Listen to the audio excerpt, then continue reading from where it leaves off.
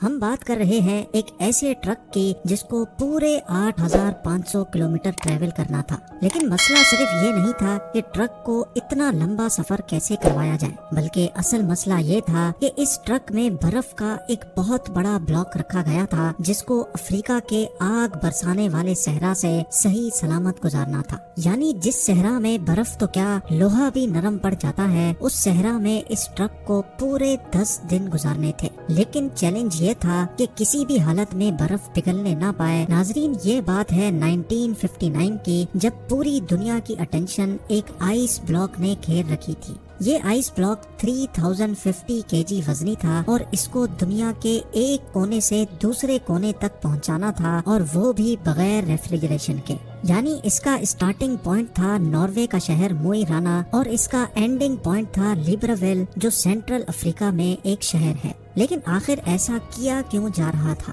اس ice block کو اتنا دور کیوں لے جایا جا رہا تھا؟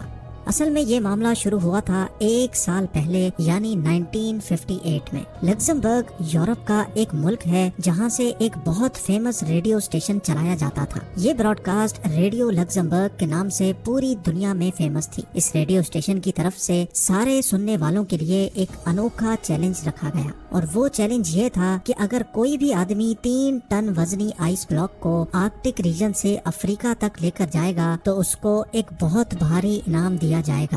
ریڈیو لگزمبرگ کی طرف سے یہ ڈیسائیڈ کیا گیا تھا کہ ہر کلو گرام آئس کے بدلے میں 1 لاکھ فرانسس دیے جائیں گے، جو آج کے دور میں $16,000 بنتے ہیں۔ ہر 1 kg کے $16,000 یعنی 3 ٹن وزنی آئس بلاک کے $48 ملین بنتے ہیں، جو واقعی ایک بہت بڑی رقم ہے۔ لیکن اس چیلنج کے کچھ رولز بھی تھے۔ پہلا رول تو یہ تھا کہ یہ آئس بلاک 1 پیس میں لے کر جانا ہے۔ دوسرا رول تھا کہ اس کو صرف بائی روڈ ٹرانسپورٹ کیا جائے گا۔ تیسرا اور سب سے مشکل رول یہ تھا کہ چیلنج کو پورا کرنے کے لیے ریفریجریٹر کا استعمال نہیں کیا جا سکتا۔ ریڈیو لگزمبرگ نے اتنا بھاری انعام اسی وجہ سے رکھا تھا کیونکہ ان کو اچھی طرح معلوم تھا کہ اتنا بڑا آئس بلاک آرکٹک ریجن سے افریقہ تک لانا کسی بھی صورت میں ممکن نہیں ہے، کیونکہ یہ کوئی چھوٹا موٹا سفر نہیں، بلکہ یہ سفر پورے 8,500 کلومیٹر لمبا ہے، جس میں 2,500 کلومیٹر افریقہ کا وہ صحرا ہے جہاں ٹیمپریچر 50 ڈگری سینٹی گریڈ ہوتا ہے۔ یعنی برف جو فریزر سے نکلتے ہی منٹوں میں پگھل جاتی ہے، وہ بھلا اس ہفتوں لمبے سفر میں صحیح سلامت کیسے منزل تک پہنچ پائے گی؟ ریڈیو لگزمبرگ نے یہ چیلنج تو دیا، لیکن یہی چیلنج ان کو کس مشکل میں پھنسا دے گا اس کا ان کو اندازہ بھی نہیں تھا۔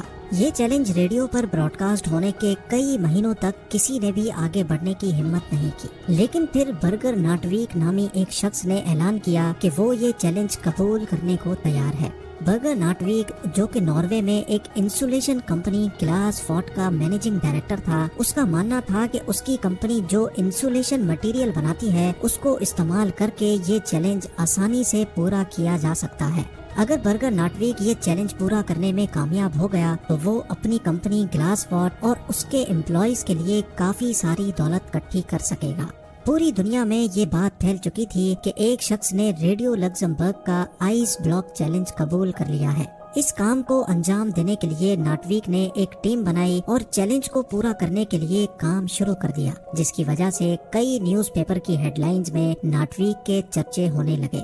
آئس بلاک چیلنج کو پورا کرنے کے لیے ابھی تک جو بھی کوشش کی گئی تھی، وہ جب ریڈیو لگزمبرگ کو معلوم پڑی تو ان کو ایک بہت بڑی رقم کھونے کا ڈر لگنے لگا، اور ڈر کے مارے انہوں نے اپنی یہ آفر واپس لے لی۔ کیونکہ گلاس واٹ کمپنی اور اس کے ڈائریکٹر کافی زیادہ فیمس ہو چکے تھے، اسی وجہ سے ریڈیو لگزمبرگ کی آفر ختم ہونے کے باوجود بھی ناٹویک نے یہ چیلنج پورا کرنے کی ٹھان لی تھی۔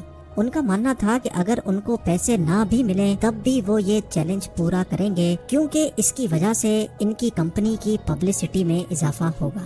یہ چیلنج اب سٹارٹ کرنے کا وقت آ چکا تھا۔ یہ فیصلہ ہو چکا تھا کہ آئس بلاک کو ناروے کے شہر موئی رانا سے آل دا وے افریقہ میں گیبون کے شہر لیبراویل تک بھیجا جائے گا۔ آئس بلاک کو Denmark, Netherlands, Belgium, France, Spain اور موراکو کے بعد الجیریا کے صحرا سے گزار کر گیبون تک لایا جائے گا۔ نیٹویک کی ٹیم میں ایک انجینئر، 4 ڈرائیورز، ایک ٹرک میکینک اور 2 کیمرہ مین بھی شامل تھے۔ انہوں نے 3 ٹن وزنی آئس بلاک کو گلیشیئر سے کاٹنے کا فیصلہ کیا، لیکن اتنا بڑا آئس بلاک ایک ہی ساتھ اٹھانا کافی مشکل تھا، اسی لیے 200 kg کے بلاکس کو کاٹ کاٹ کر ہیلی کاپٹر کے ذریعے نیچے بھیجا گیا۔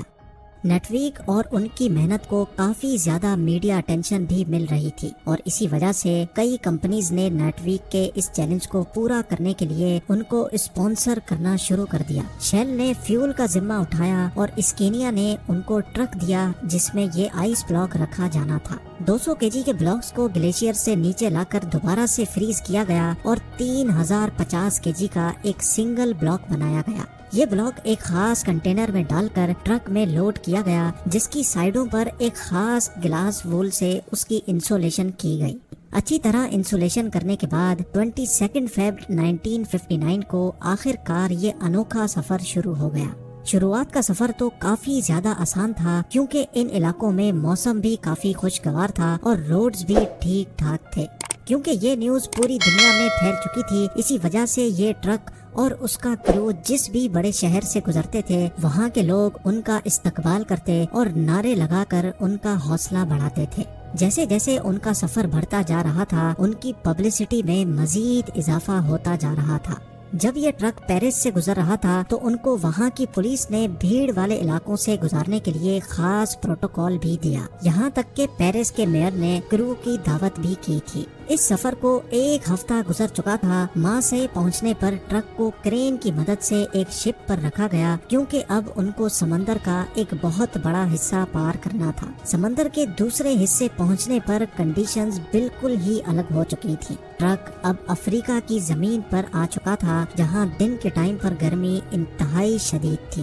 نہ صرف آئس بلاک کے پگھلنے کا خطرہ تھا، بلکہ گرم ریت پر سفر کرنے سے ٹرک کے انجن کو بھی خطرہ تھا، اور ان کے ساتھ موجود کرو کی طبیعت بگڑنے کا بھی خوف منڈلا رہا تھا۔ ان سارے خطروں کے علاوہ ٹرک کو سیکیورٹی تھریٹ بھی تھا، کیونکہ جس صحرا سے وہ لوگ گزر رہے تھے اس علاقے میں جنگ چل رہی تھی، اور فریڈم فائٹرز کے لوگ پہاڑوں میں ہی چھپے ہوتے تھے۔ وہ لوگ اپنی باتیں منوانے کے لیے ٹرک اور اس کے کرو کو ہوسٹیج بھی بنا سکتے تھے۔ اس خطرے سے نمٹنے کے لیے فرینچ فورن لیجن نے ٹرک اور ان کے کرو کو صحرا کے کچھ ایریاز میں سیکیورٹی دی، اور ان کو خاص انسٹرکشنز دی کہ کم سے کم اسٹاپ لے کر ان کو اس صحرا سے گزرنا ہے۔ لیکن کیونکہ اس صحرا میں پراپر روڈ نہیں تھے، اسی وجہ سے ٹرک بار بار ریت میں پھنس جاتا تھا۔ ان کو منزل تک پہنچنے کی جتنی زیادہ جلدی تھی، اتنا ہی زیادہ ان کے راستے میں مشکلات آ رہی تھیں۔ ہر مرتبہ جب ٹرک پھنس جاتا تھا تو اس کو ریت سے نکالنے میں کرو کو گھنٹوں لگ جاتے تھے۔ دنیا کے سب سے مہنگے آئس بلاک کو ٹرانسپورٹ کرنے کا یہ مشن اب ان کے گلے میں آ چکا تھا۔ ایک طرف فریڈم فائٹرز کا خوف تھا تو دوسری طرف گرمی نے کرو کی حالت بگاڑ کر رکھی تھی، اور سونے پہ سہاگا اس گرمی نے ٹرک کے اندر موجود آئس بلاک کو میلٹ کرنا شروع کر دیا تھا۔ اگر کرو یہاں پھنس گیا تو نہ ہی ان کا مشن پورا ہو سکے گا، اور نہ ہی ہزاروں میل دور سے نکالی گئی برف بچ سکے گی۔ صحرا سے گزرنے والے مسافروں کے جانوروں کو انہوں نے پگھلنے والی برف کا پانی بھی پلایا، جو کہ اصل میں دنیا کا سب سے مہنگا ترین پانی تھا۔ کئی راتیں انہوں نے ریت پر ہی سلیپنگ بیگ بچھا کر گزاری، اور آہستہ آہستہ مشکلات کو فیس کرتے منزل کی طرف بڑھتے گئے۔ آخر کار وہ اس صحرا کو پیچھے چھوڑنے میں کامیاب ہو ہی گئے، اور اب ان کی منزل کافی زیادہ قریب تھی۔ پورے 28 دنوں کے سفر کے بعد ٹرک، کرو اور بچا ہوا آئس بلاک لیبرویل پہنچنے میں کامیاب ہو گیا تھا۔ لیبرویل پہنچنے پر ان کا بھرپور استقبال کیا گیا، لیکن سب کو صرف ایک بات جاننی تھی کہ 28 دن کے سفر اور مشکل ترین کنڈیشن سے گزرنے کے بعد آخر کنٹینر میں کتنی برف بچی ہے۔ حیرت انگیز طور پہ جب ٹرک کا کنٹینر کھولا گیا تو اس کے اندر کا منظر دیکھ کر یقین کرنا مشکل تھا۔ جی ہاں، ناروے سے نکلتے وقت آئس بلاک 3050 kg کا تھا، لیکن پورے 28 دنوں کے مشکل ترین سفر کے بعد حیرت انگیز طور پہ آئس بلاک کا وزن 2714 کلو گرام تھا۔ صرف 11% برف یعنی صرف 336 کلو گرام آئس راستے میں پگھل چکی تھی، اور باقی سارا آئس بلاک 1 پیس میں موجود تھا۔ بے شک ریڈیو لگزمبرگ اپنی آفر سے پیچھے ہٹ چکا تھا، لیکن پھر بھی یہ چیلنج پوری طرح سے کامیاب ہوا، اور یہ برف توڑ کر گیبون کے لوگوں میں ڈسٹریبیوٹ کی گئی، جنہوں نے آج سے پہلے کبھی بھی برف نہیں دیکھی تھی۔ ناٹویک اور ان کی کمپنی کو کوئی کیش ریوارڈ اس وقت تو نہیں ملا، لیکن اس پبلسٹی نے ان کی کمپنی کی سیلز پر 4 چاند لگا دیے تھے۔ گلاس واٹ آج بھی گلاوا کے نام سے انسولیشن مٹیریل بناتی ہے اور 1959 کے بعد سے ان کی پاپولیرٹی میں مزید اضافہ ہی ہوتا جا رہا ہے۔